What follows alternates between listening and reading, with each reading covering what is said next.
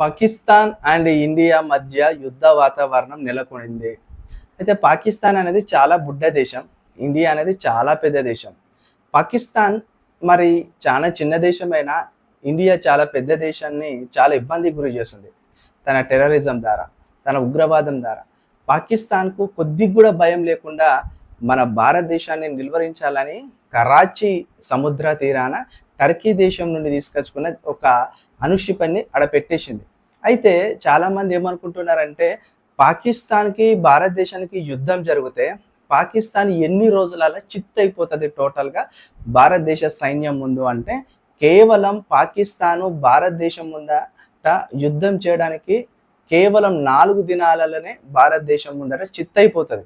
అంటే పాకిస్తాను 4 రోజులలోనే మొత్తంగా చిత్తయిపోతది. అంతే తప్ప చాలా రోజులైతే భారతదేశాన్ని నిలువరించలేదు.